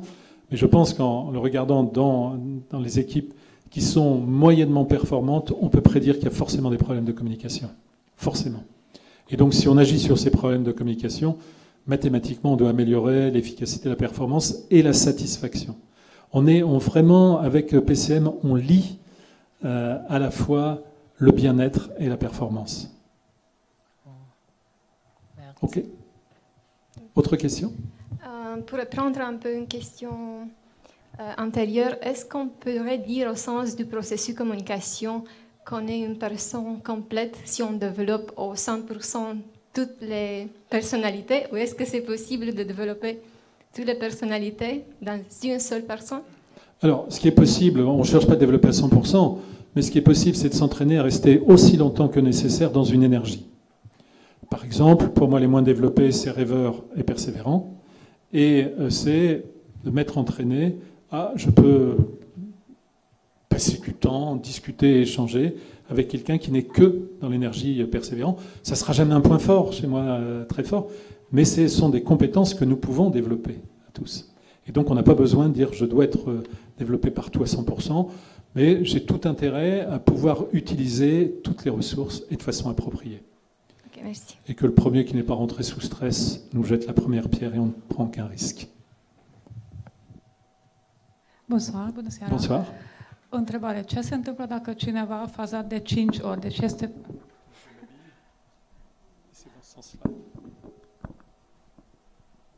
Da, încă o dată. Ce se întâmplă dacă cineva a fazat de 5 ori, deci este pe a 6-lea nivel? Oui, je vous entends bien, c'est un peu fort. C'est pas vrai, c'est vrai. Alors, apparemment, on va voir. Allez-y, pardon. Încă o dată sau? Da. Deci, ce se întâmplă dacă cineva a fazat de 5 ori, este pe a 6-lea nivel, va rămâne tot timpul vieții, deci pe 6-lea étage?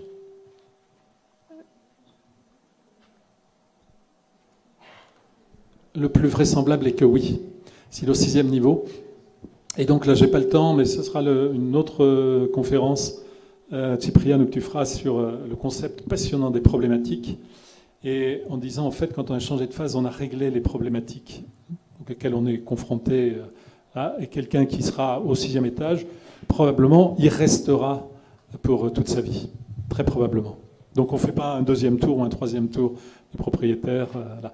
Mais on a expérimenté tous ces registres qu'on comprend du coup beaucoup mieux parce qu'on les a vécus. OK? Oui? Mai am o întrebare. Spuneați că de-a lungul vieții ne putem dezvolta și pe celelalte nivele. Ne putem antrena. În ce constă?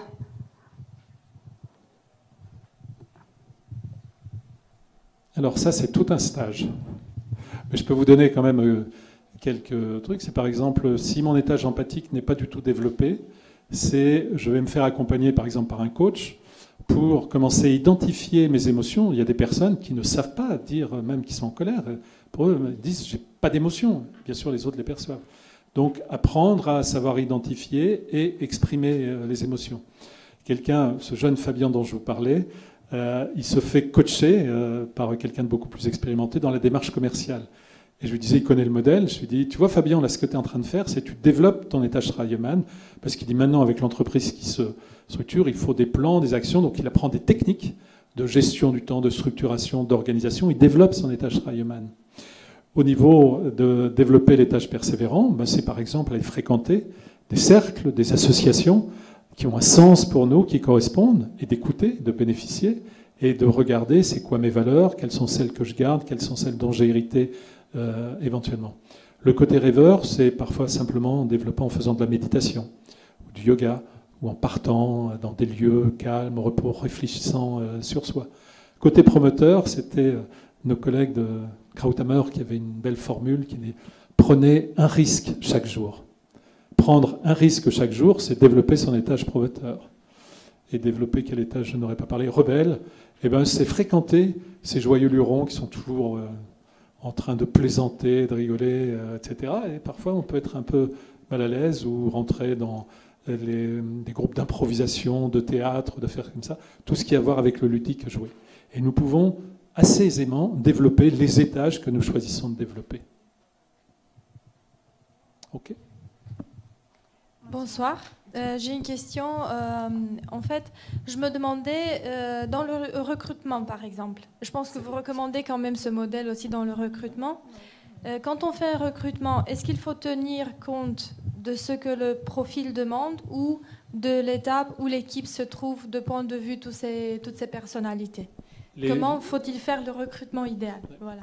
Les deux sont importantes. On a développé une application Processcom Recrutement. Pourquoi? Parce que si je suis recruté pour un poste qui ne me convient pas, je ne vais pas être bien.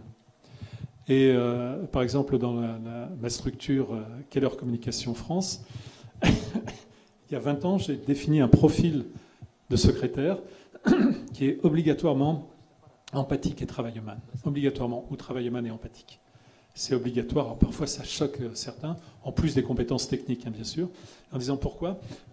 Parce que dans notre métier, comme nos clients sont surtout des formateurs, les formateurs ont généralement beaucoup rebelles empathiques, pas très organisés, qui appellent au dernier moment, j'ai un stage, j'ai oublié, j'ai fait, etc. Donc il faut vraiment avoir la volonté de l'empathique de faire plaisir et de rendre service. Ça, c'est une des caractéristiques. Et puis, travail humain pour être structuré. Si quelqu'un est beaucoup dans l'énergie persévérant en disant bah, « écoutez, tant pis, ça vous servira de leçon, la prochaine fois, vous serez mieux organisé », c'est pas terrible par rapport à ce public-là. C'est la raison pour laquelle j'ai défini ce profil. Et donc, c'est vraiment important de réfléchir dans le poste que va avoir à occuper cette personne, qu'est-ce qu'on lui demande comme ressources psychologiques d'utiliser. Donc, quel environnement il va être. Et certains vont dire c'est cruel. Et nous pensons que si quelqu'un est dans un environnement qui ne lui convient pas, ça sera cruel aussi. Et après, bah, tout le monde a besoin de manger, on le sait bien. Et puis, voilà, mais idéalement, c'est cela. Okay.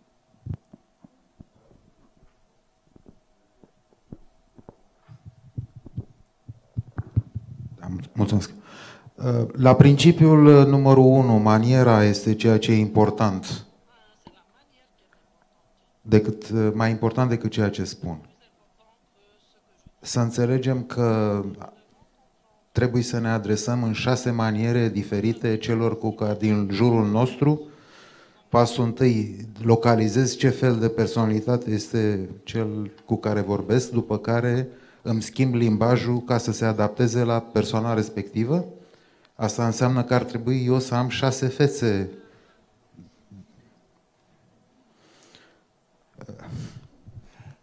Alors,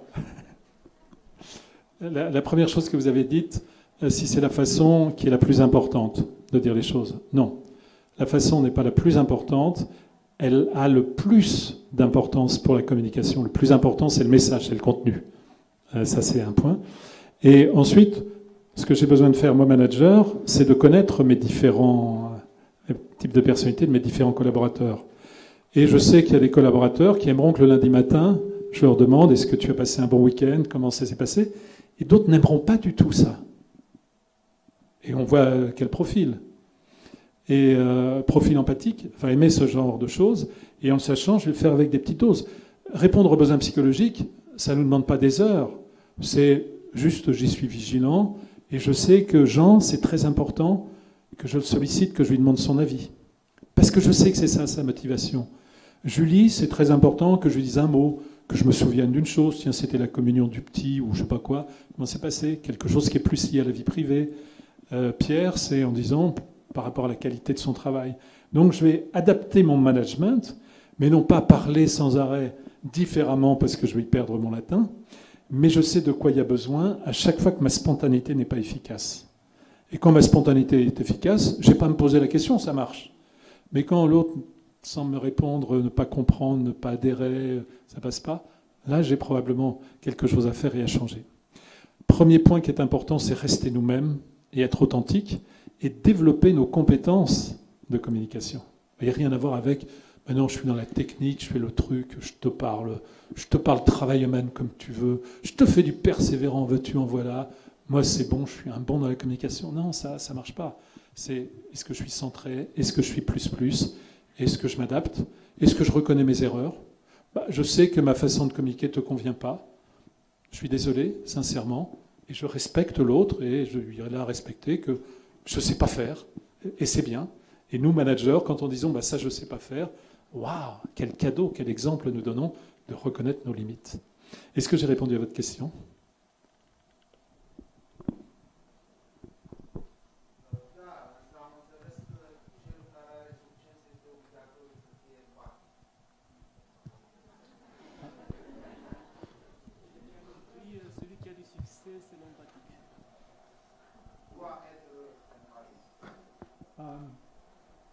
C'est très important. C'est vraiment une ressource majeure, l'empathique. Pourquoi? Parce que c'est la ressource qui nous permet de sentir les choses. Et beaucoup de gens, surtout dans la vie professionnelle, ne parlent pas. Et nous avons besoin de sentir que quelqu'un est contrarié, sentir que ce qu'on a demandé va pas, sentir qu'il y a des tensions dans l'équipe, sentir qu'au contraire, il y a de l'adhésion. Et beaucoup de gens ne vont pas dire « écoute, je suis pas d'accord, je comprends pas, pourquoi tu me demandes ça ?» Ils vont pas oser, ils vont pas venir. Et nous avons besoin de sentir ça, parce que c'est clé. Et c'est la motivation est liée à l'émotion, à rien d'autre. C'est directement émotion égale motivation ou démotivation. Donc ça ne veut pas dire que parce que c'est ma base, que c'est quand même mieux que les autres. C'est vraiment une ressource clé dans toute la vie, c'est l'empathie. Ok. S'il y a encore des questions, peut-être on pourra les adresser à Gérard Collignon autour d'un verre qui nous est offert par l'Institut français, dont vous êtes invité à un verre d'amitié ici dans la cour. Je vous invite à sortir par cette porte. Et là, vous pouvez encore trouver le stand de la maison d'édition Trey, où vous pouvez trouver la traduction en roumain de Gérard Collignon, de son livre « Comment leur dire ». Et Felicia Moga. Voilà. Et aussi obtenir une dédicace, un autographe, comme on dit en roumain. Et pourquoi pas continuer avec les questions que vous voyez bien, elles n'arrêtent pas. Donc merci Gérard Collignon pour cette soirée excellente. Merci de votre invitation.